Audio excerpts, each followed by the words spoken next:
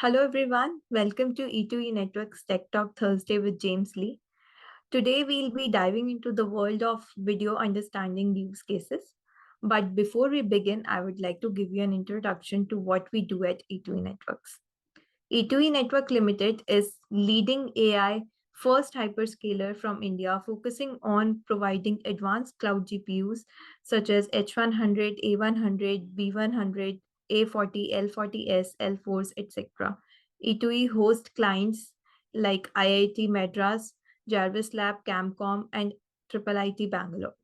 To know more about E2E, you can visit e2enetworks.com, or you can try your hands on our GPU by logging into myaccount.e2enetworks.com. I'll be putting both the links in the chat box so that you guys can log in easily. So to start with, let me introduce you to our speaker for today, Mr. James Lee. James Lee is currently leading developer experience at 12 Labs, where he's busy building foundation models for video understanding. He also runs a Medium publication called Data Notes, where he unpacks industry applications, emerging research, and tips from the expert. If there are any questions, you can drop them in the chat box. We'll be having a Q&A session after the webinar. So over to you, James. So hi everyone, my name is James. I'm currently the head of developer experience at 12 Labs, and I think Mishika just introduced me a little bit. At 12 Labs, we are building foundation models for video understanding, and I'll talk more about what that means in a second. For this talk, I will give a tour of video understanding use cases and dive a bit deeper into each of the components that are required to build these use cases.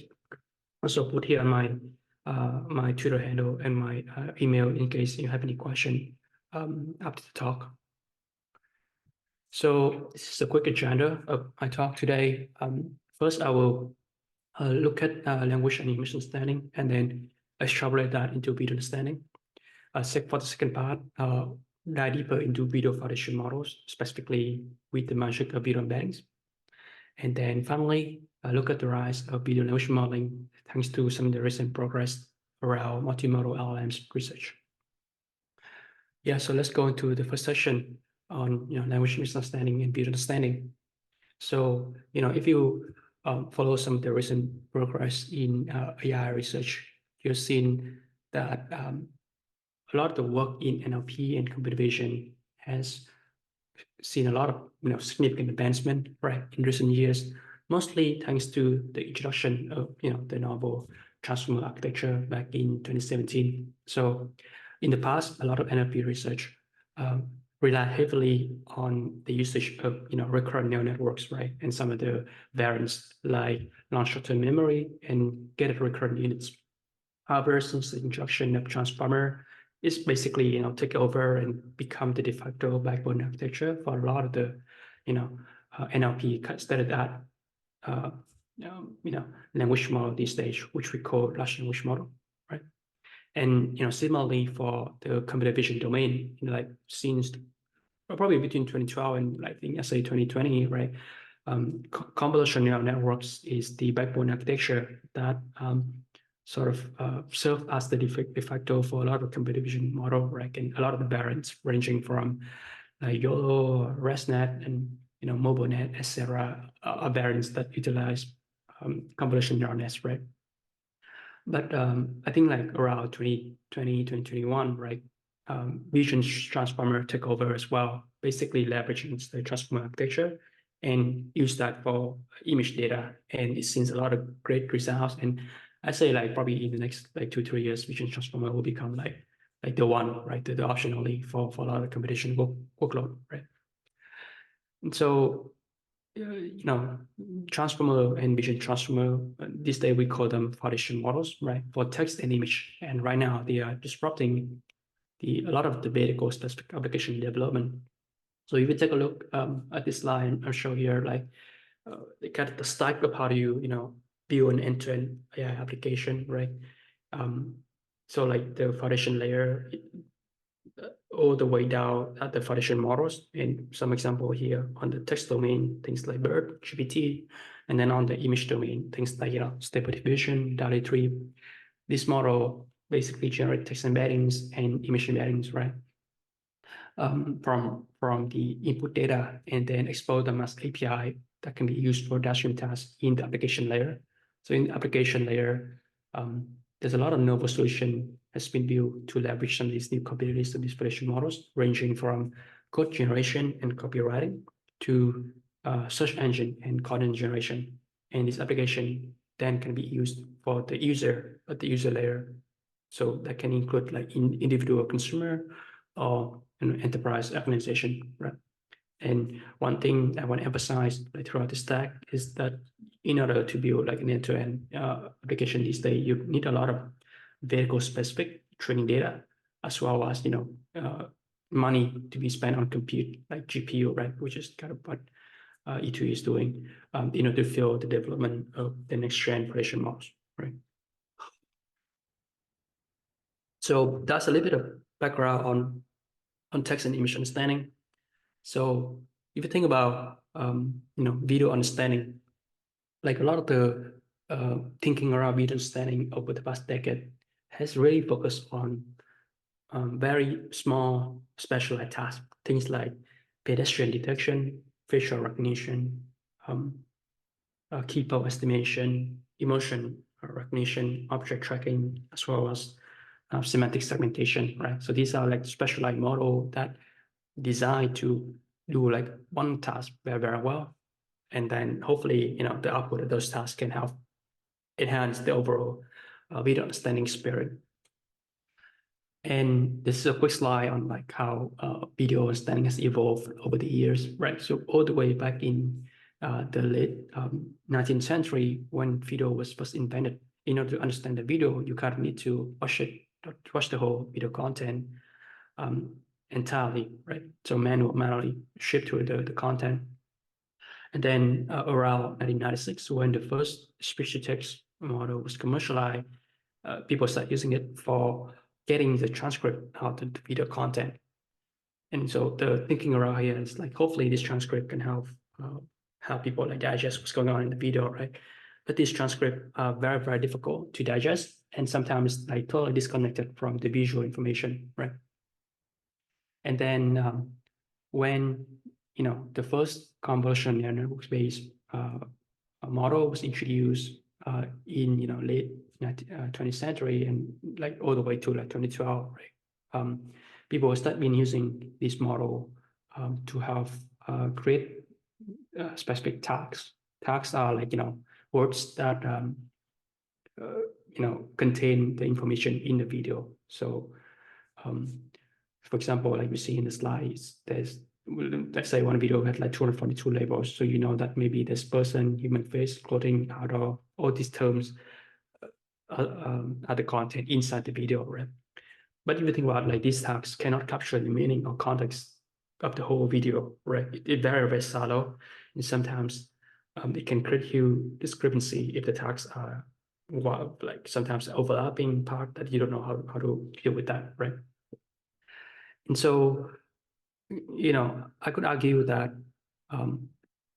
video understanding is experiencing a similar evolution to that of language and image understanding, right? Just like how I show in the like probably 3 slides ago, right? This is the stack for developing an end-to-end video understanding application, right? So at the base layer, you have video foundation models, and they generate video embeddings, which then can be wrapped into specific API for the downstream task, right?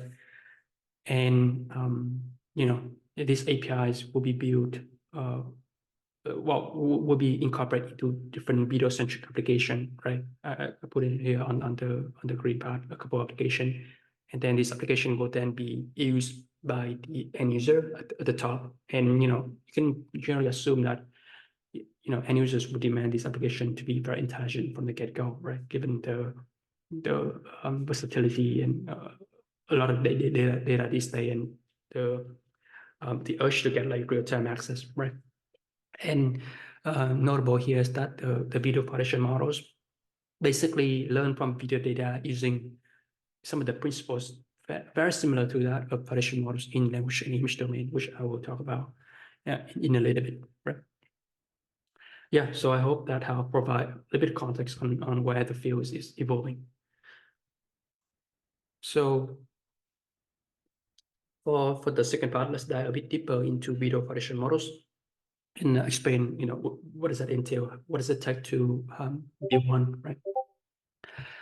So let's talk about embeddings first of all, right? So video embeddings are basically the representation of videos in a low dimensional space where each video is represented as a numerical vector, right? And these embeddings can help capture the semantic meaning and visual features of the video. And video embeddings only come into thinking, come into the mainstream recently, thanks to the multimodal evolution of vector embeddings. So, traditionally, vector embeddings solely focus on like a single domain, things like image or text or audio data, right? So, and you see here in the slide, there's a couple of model in each of these modalities that I put here that generate corresponding image embeddings, text embeddings, audio embeddings for that modalities, right? Now, with the rise of multimedia content and the versatility of the transformer architecture, there's been a shift towards developing embeddings that can capture, all of these, modalities together, so they can capture visual, text, and audible information in a shared latent space. So these multimodal embeddings, like I said, they combine different modalities within the videos to create a comprehensive representation of the video. And therefore, they can help enable a wide range of application in different domains, which include video search and video classification. So for the upcoming 5, 6, 7 slide, I will talk more about video search and video classification. And if you're interested more about video embeddings in general, I actually wrote a whole blog post that I link here on the slide on the Toilas blog, which you can go and take a look and learn more about the theoretical evolution of the field. So let's talk about video search. So video search is the task of analyzing the semantic information of video and therefore enabling efficient and accurate retrieval of specific video content. And it plays a very important role in helping users to navigate through vast video libraries and discover the video they are looking for without having to watch them. So there's a couple of specific challenges with video search for real application. Number one is that videos often combine visual and auditory information, and therefore the search process is going to be very complex, right?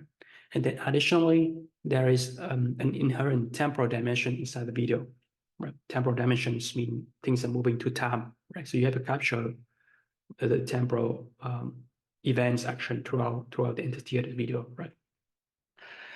And in a video, like different modalities may carry different meanings, and then therefore the model needs to interpret the overall meaning by considering the nuances and context of each of the modality. So for example, right, if in a video someone is laughing, but he or she looks very sad or say something quite negative, then the model needs to accurately determine the overall emotion of that person, right? So because of the contrasting action here, right? And that requires the model to capture and analyze some of the subtle cues and interaction between different modalities, taking into account all the visual expression, the body languages, spoken words, and overall context of the video, right? Secondly, another challenge here is how to understanding user intent and provide relevant search results. So interpreting user queries, preferences, and context to deliver search results that is accurate and personalized requires advanced recommendation and relevance ranking algorithms. And these tasks become even more challenging in different video domains like UGC, gaming, or sports, where each domain here has its own specific vocabulary, context, and user behaviors. And finally, real-world video search application often deal with large-scale video libraries, and that requires very efficient indexing and retrieval mechanism. And furthermore, developing scalable algorithms and infrastructure to handle the large volume of video data, as well as the required latency to like retrieve the relevant information, is very crucial for effective video search. So yeah, these are the three challenges, and you can see it range from the more modeling part to like the more UX design part to like even the engineering part, right? So a lot of different challenges here to build effective video search. So I put here a couple of real world examples of video search. You probably all are familiar with YouTube, right? So this is the largest video sharing platform, and YouTube provide a powerful video search engine where users can search for videos based on keywords, titles, or specific categories. And then special archival side. So sometimes there are dedicated video search engines focused on specific types of video. And I put here on the slide an image from the NASA archival site, which allowed users to search for videos related to NASA topic, things like the orbit or spaceship, right, or astronaut, for instance. And finally, enterprise video search tools used by organization to index and search their internal video library. So these tools enable the employees to find specific videos or moments within the videos for different purposes, such as corporate training, knowledge sharing, and enterprise research, for instance. One thing I want to highlight with this historical, or let's say traditional video search engine is the limitation of the fact that they rely primarily on keyword matching and metadata analysis to index and retrieve the video. Because they focus on the keywords and the metadata, the search engine may miss important visual and auditory cues within the video, that could greatly enhance the search experience. So with that, at Tolabs, we've been building like a video search API that move beyond the limitation of relying on only on keyword metadata transcription by simultaneously integrating all the available form of information, including image, sound, spoken words, and on-screen text. Our search API can capture the complex relationships among these elements for more human-like interpretation. Our model basically is designed to detect finer details frequently overlooked by some of the unimodal methods, and therefore that help us to get a deep understanding of the video beyond some of the basic like object recognition tasks. And then finally, the search API also supports natural language query that allows intuitive interactions, meaning that you can like search, like a type in the actual like search query, in this case, like a guy landing a skateboard trick, right? And you get the exact, video segment that correspond with your search query. And yeah, so I'll show like a quick demo later on in the presentation on how it looks like. So yeah, so that is video search. Next, I want to talk about video classification. So video classification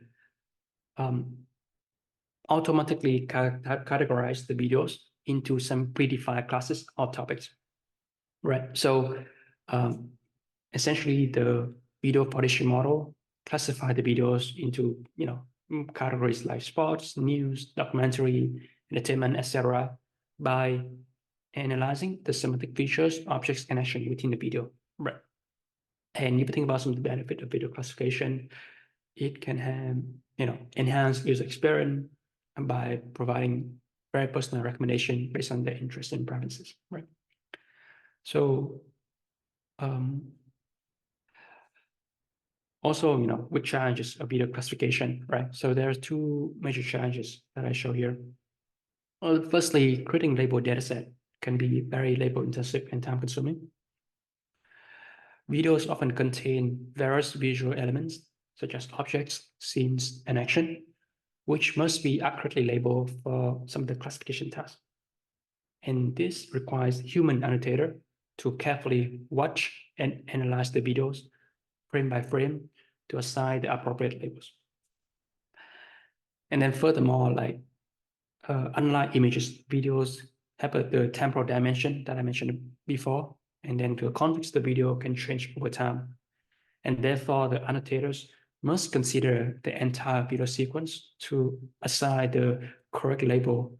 And that challenge really add more complexity and time to the overall video labeling process, right? The second challenge is that I think the current technologies relies a lot on a fixed taxonomy of classes. And this is very difficult to adapt to specific use cases and domain. So I want to give you a quick example here on the slide. It's from YouTube content creator point of view, right? So let's say that you're a content creator on YouTube and you want to classify your video into more refined categories that better represent your content. However, YouTube only right now provide 15 default categories that you must choose from, right? And sometimes this default set may not be sufficient to accurately classify the diverse range of videos being created. And therefore, I would say that this limitation really highlights the need to have a more flexible and customization classification system that can, better cater to the unique requirements of different industry and content creators.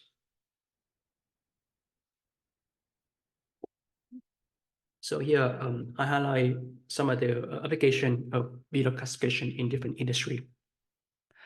So, it can be employed in surveillance system and security to identify and classify specific action or behaviors captured in video footage. And this range from detecting anomalies to recognize suspicious activities to enhance security measure. It can also be used in content moderation to automatically identify and categorize videos based on their content. And that really helps platform and organization to enforce community guidelines, detect inappropriate or harmful content, and ensure a safe and positive user experience. Thirdly, it can be used in sports, like for player performance analysis. Like for example here, I show an example in the basketball domain, right?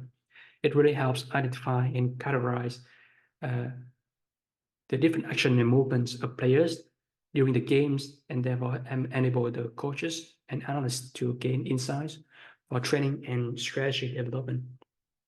Fourth, can be utilized for automated video editing, where the system can help identify and segment different scenes or events within the video. And that helps simplify the editing process and save a lot of time for content creators.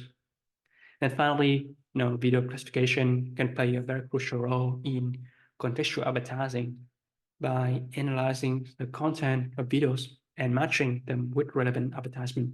So this helps advertisers to target their audience more effectively and deliver personalized ads that align with the interest and context of the video content. So those are like a couple of 5 different application use cases of video classification. And like again, one thing I want to highlight is that right now, some of the existing classification system was very constrained to a predetermined set of classes, primarily targeting the recognitions of events, actions, objects, and similar attributes. The Tool Labs, we also build a classifier API that allows our users to customize classification criteria without the need to retrain the model, right?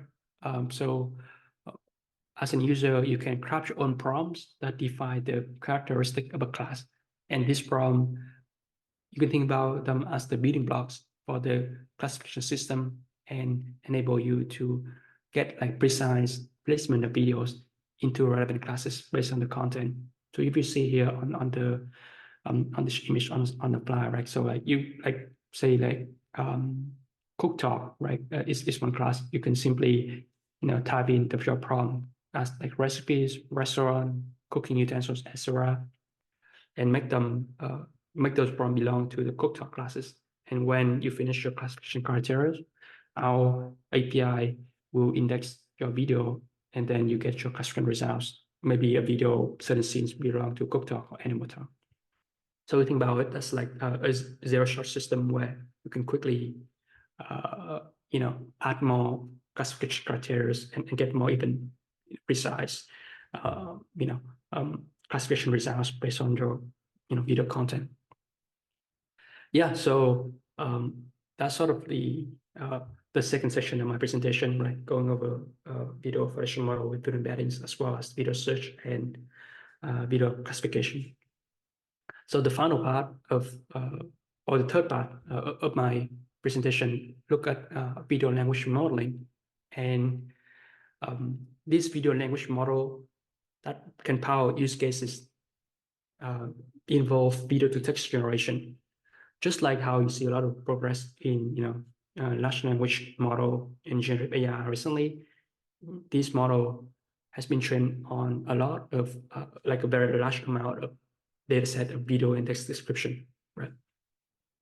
And I say that video language modeling has been attributed thanks to the rise of multimodal LLMs, multimodal large language model, and a lot of research on this domain has focused on the need to process and understanding different types of data like text, image, audio, and video simultaneously, right? So if you see here on the slide, on the first diagram is a typical diagram of how LLMs works, a large language model works, right?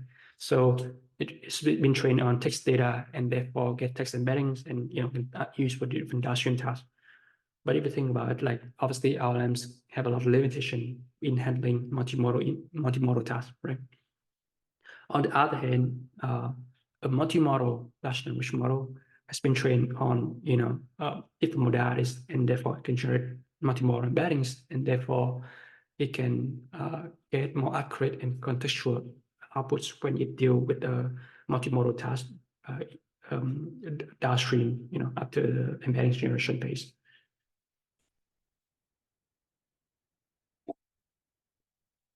So this slide comes from a paper, which is basically a survey on multimodal foundation models.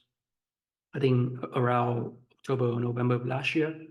The left figure displayed the search or papers on large multimodal models from March to June of 2023. So you can see here, like all the way from when the first GPT-4 was created, and then towards last summer, right? So you see a lot of great progress along the way.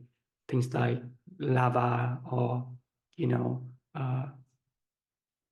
Video Llama to Go, etc. And this is only up until June last year. Like up until now, there's a lot more research work that have been happening across industry. Right? Most notable include things like the Gemini model from Google, as well as more from like startups, right? Like things like Adapt and I think Hugging Face provide a lot of details on how this multimodal is simple as well.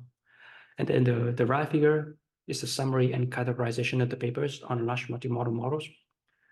So you can see here, like, there's a lot of categories, different buckets that you can fit these multimodals into, ranging from like video and image generation, multimodal in-context learning to, efficient adaptation of these multimodals to specific application and evaluation of this model to work that go to even more modalities, touching like robotics, sensor, etc.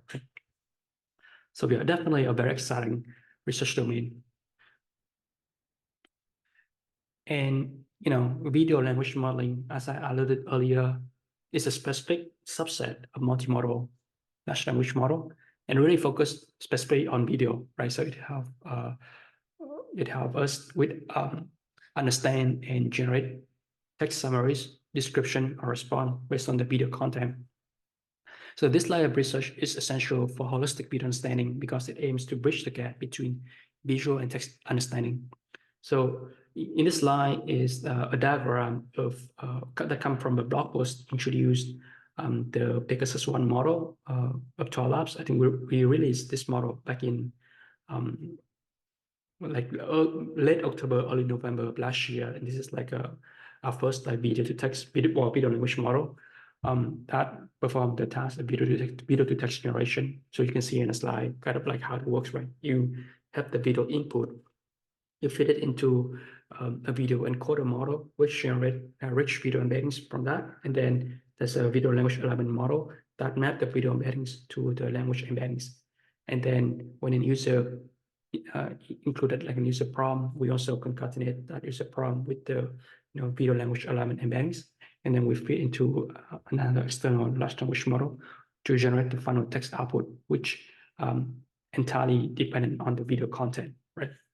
So you would think about the power of video language model. They can be used for a lot of different, downstream use cases, like getting description for videos, getting summarization based on the video content, and even enhance like interactive media experiences by having a conversation with the video itself. So for the upcoming, say like 5 or 6 slides, I want to dive deeper into some of those use cases, right? So this slide I talk about video description and summarization. So video description is the task of producing a complete description or stories of a videos expressed entirely in natural language. And then video summarization is the task of generating concise text summaries with the contents of the video while also preserving some of the essential information in key moments, right? So both of these tasks can help improve the comprehension and engagement of videos. So like better comprehension, because it can help the viewers to understanding the content better, especially if you think about the folks with like visual impairments or disability, right? Maybe they have trouble with seeing or hearing the video itself. And then they also help keep viewers engaged with the video by providing additional context and information that they may not have otherwise noticed. And so obviously there's associated challenges with both video description and video summarization. The first one is that I think I talked about this before, but videos contain diverse scenes, action, and events, and therefore it is very challenging to generate accurate and comprehensive description and summaries. Secondly, the video description summarization requires accurately aligning the genre description and summaries with the corresponding video segment, right? And achieving this very precise temporal alignment is a big challenge here, because especially when you deal with fast-paced or complex video content, right? So let's say if you in an action movie, things move super fast. How do you match like the conversation of a person with like actual action happening around him, right? So you have to be able to capture this temporal element like in a very fast and accurate manner, right? And then finally, the generated description and summary must also not just be accurate, but like coherent and contextual relevant to the video content itself. So this is kind of touch a little bit on the previous point about temporal alignment that I mentioned, but like overall, how do you like have these like one knowledge to make sure that your summaries here is very it makes sense, right? It doesn't hallucinate, for instance. So yeah, a couple of use cases, application of video description and summarization in different industry that I put here in the slide. In the media and entertainment industry, they can be used to create previews or trailers for movies, TV shows, and other video content. And these previews can help provide a concise overview of the content and helps viewer decide whether to watch the video or not, right? In the e-commerce industry, they can enhance the shopping experience by providing concise summaries or highlights of the product videos. And this allows customer to quickly understanding the key features and benefits of a product without watching the entire video. And then finally, they can be used in marketing and advertising campaign to create engaging and informative video content.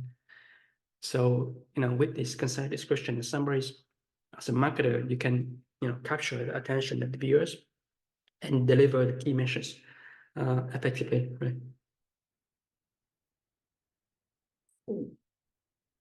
Right. So that is video description and summarization. And the other task that I want to bring up is video question answering. Essentially, this is the task of answering question related to the videos through semantic reasoning between the visual and linguistic, and also with perhaps audible information, right?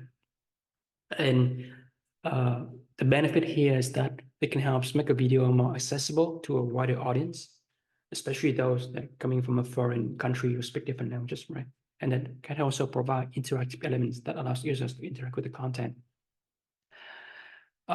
So two challenges here. Number one is that in order to generate the accurate answer, the video QA model must integrate different modalities like visual, audio, and text information. And essentially, you need to have these multimodal understanding capabilities, right, that I emphasized throughout the presentation.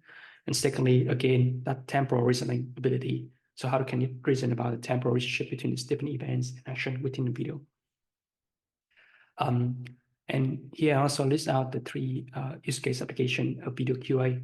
So number one is that it can be used to provide customer support through video chat or messaging, right? So, let's say the customer can ask question about a product or service, and then the system can generate a text or spoken response based on the content of the video. Secondly, video QA can create interactive education content, right? So in e-learning context, maybe student ask question about a video lecture, and the system here can just generate a text or spoken response based on content of the video. And finally, video QA can create interactive media experience, especially in gaming or VR environment. So, if you're a gamer, right, you can ask questions about the content of the game, the video streaming, and here the system can easily provide a response that affect the outcomes of the experience, right?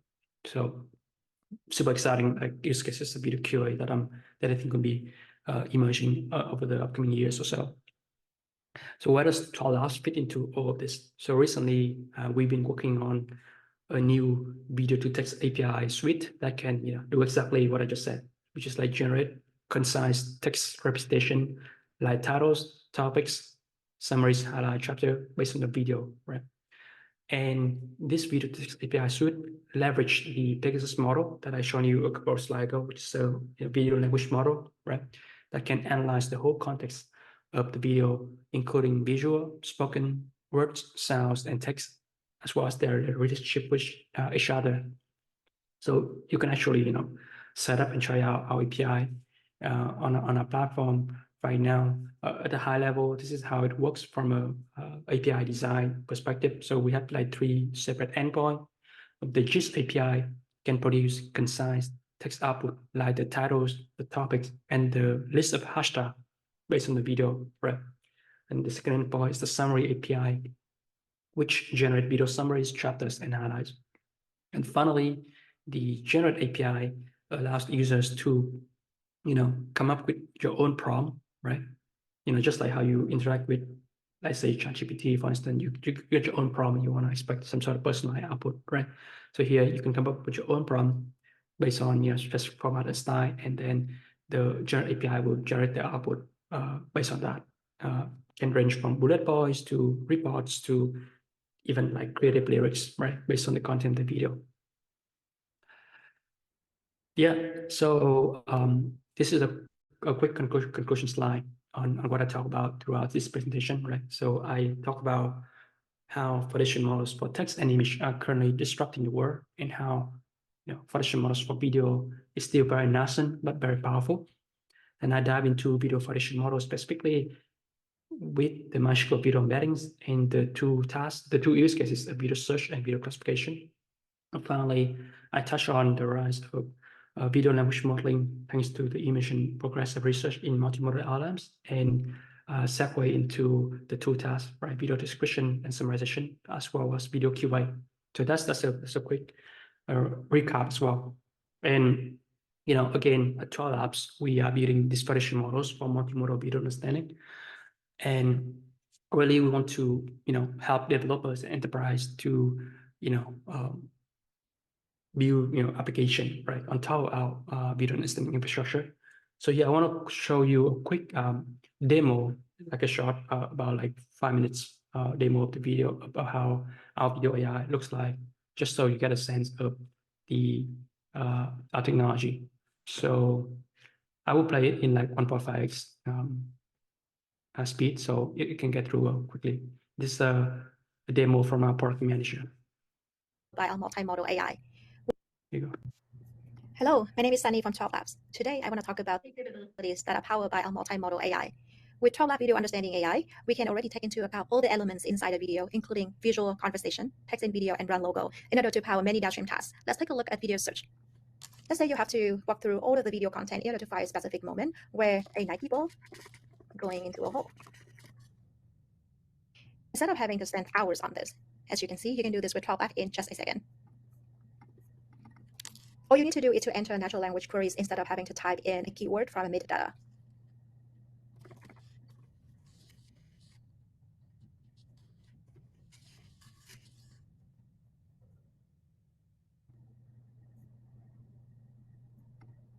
All right, the second thing I want to mention today is a video to text generation. With our Generate APIs, you can translate all of the video content into textual formats of your choice. There are a couple of things you can do here. First of all, you can use a 12 lab templates in order to generate summary, highlight, or chapters. Let's take a look at this CCTV footage. As you can see in just a second, you can already draw the most important content out of this video. It's so easy for your end user to consume this video. You can also generate a free-form text format output from this, such as write a police report.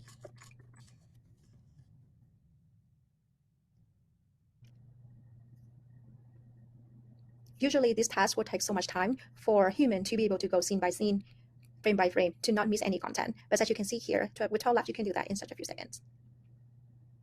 All right, let's take a look at another example in healthcare. So I have this instruction video for doing CPR.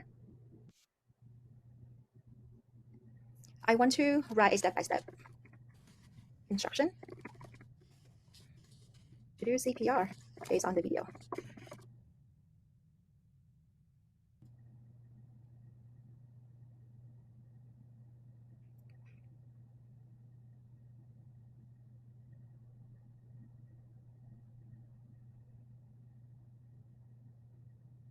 There are endless of possibilities that can be powered by this feature, as you can see.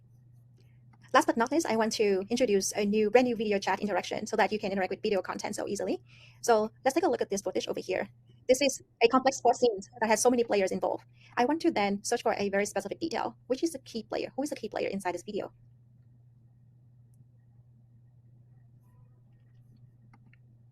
Let me show you the difference between what 12 Lab does and other models. For video understanding from 12 Labs, you can see that our model can correctly detect who is the key player in this video, which is completely missing from model just views on ASR or transcription. Or in video llama, the detail is also completely missing. Our model also very good at understanding temporal information and scene-by-scene transition, not just rely on the image, bay, or static content. So for example, I want to understand what is the sport drink being promoted in this video.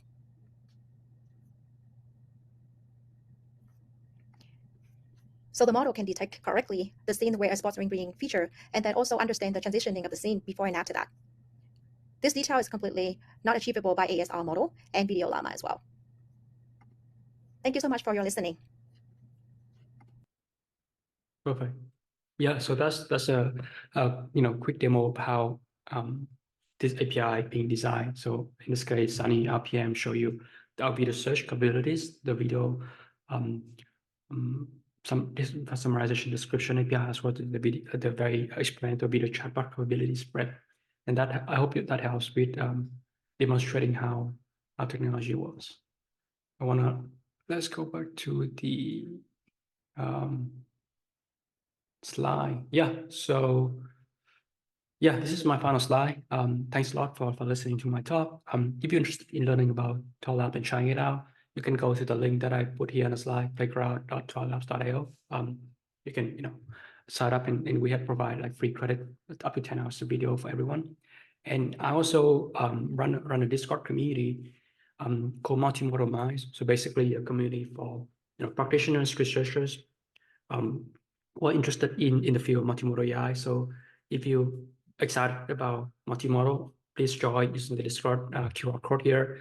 And I also host like a weekly webinar series with all of the founders, researchers in the field. So a lot of great content around multimodal that folks can tap into. Yeah, with that, thanks a lot for everyone for listening. Thank you, James. Thank you for the insightful webinar. We are extremely grateful for your time.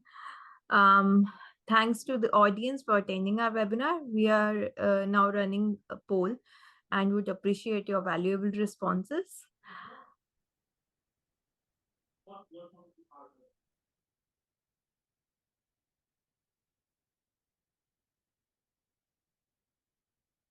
Okay.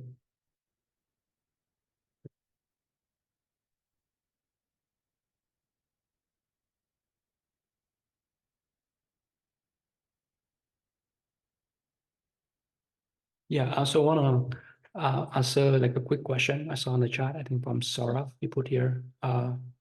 So he asked, how would you collect and annotate frame-wise data? For example, if this needs to be rolled out to analyzing football games, couldn't you need a lot of annotated football match video to fine-tune the embeddings in the process? So you can extract information like show the free kicks in Argentina versus France World Cup final.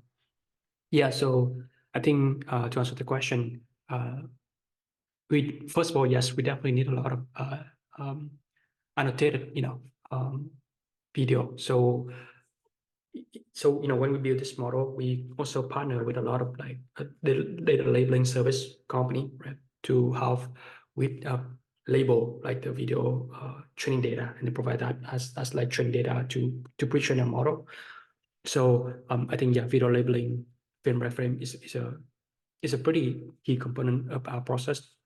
But then like the second part that we're also doing to help alleviate the need to of like heavy labeling is the video processing pipeline. So we have like specialized dedicated algorithms to have process video efficiently. So basically, like when you have given a video, we can like um, process it and break the video into segment into chunks, right? So that when those chunks being given to the labelers, they can annotate that chunks, right? Not just the frame. If you think about it, if you annotate frame by frame, it can take a lot of time, but you annotate like a chunk which can be like maybe 10 frame, for instance, just a number, then the process could be more efficient, right? And that video processing algorithms can essentially like detect when there's a scene change, boundary change, and action happening, right? So that help a lot with like break down the videos into smaller unit and then give it to the labelers. So that's the process of training, all right? And then again, like with our foundation models, it's been pre-trained on a lot of data, and so it can understanding very, very well concept like free kicks, like Argentina, like France, like World Cup final, those things, right? Because it's understanding, it been pre-trained on data similar to that before, so they can easily find the video that match those corpus. Yeah, I hope that answered your question. Yeah. Right. So we'll send you a feedback form. Once you fill it up, you'll receive the link to the webinar's presentation and other resources. So don't forget to leave us a review. Thank you, everyone. Thank you for joining us today. Thanks, James. Awesome.